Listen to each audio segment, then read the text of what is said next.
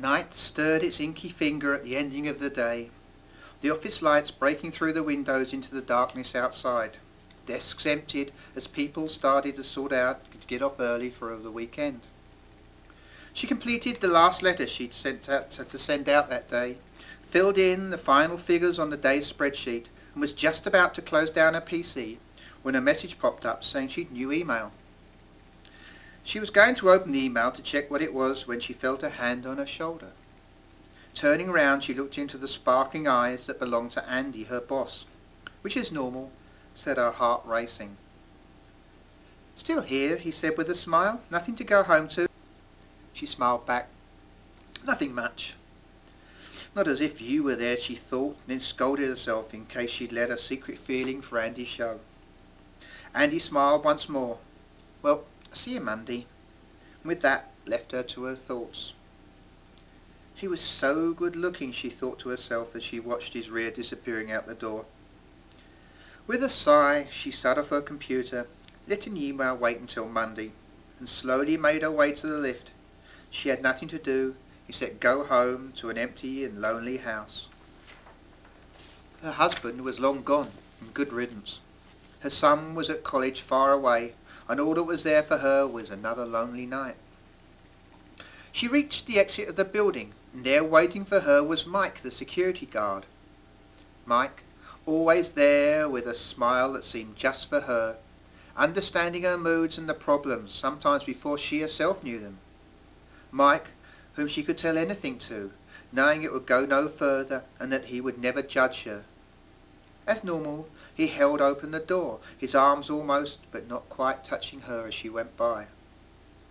"Night, Mabel. Have a good one," he said with a smile.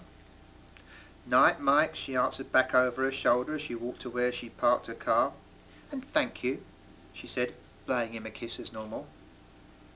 She walked down the now empty parking spaces to where her car was parked and opened the door to get in, when she noticed something on the front window. Moving round, she realised it was a rose. A single red rose placed under one of her wiper blades. Taking it carefully in her hands, she looked for a note or something to say whom the rose was from, but there was nothing. She drove home, trying to work out in her mind who might have left the flower. Could it have been from Andy, guessing her feelings for him and letting her know that he felt the same? Or perhaps it was from Mike, just showing that he cared. Her mind went through all the other possible people, but kept coming back to Andy and Mike.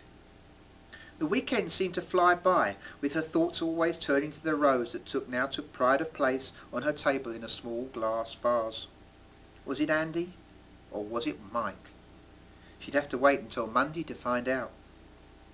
At last Monday came, and she parked her car as normal and found Mike waiting for her with an open door. She flashed a special smile his way, eager to thank him if indeed the rose had been from him. "Thank you very much," she said, lingering for a few moments before walking through the door, as if waiting for him to reply. But Mike did not say anything about flowers to her, so she hurried her way back to her desk. Andy! Andy! It had to be Andy! After all this time, at last he was showing her that he felt the same way as she did. She waited for Andy to come in, her heart racing at the thought of him leaving a rose for her. While she waited, she checked her email, the first message being the one she'd left on Friday. It was from her son. "Hi Mum," it read. "I was just passing through on my way to a friend's party, and I thought I'd let you know how much I love you. I hope you enjoy the rose. Love, Don." With a sigh, the dream bubble burst. Oh well, she thought, at least her son loved her.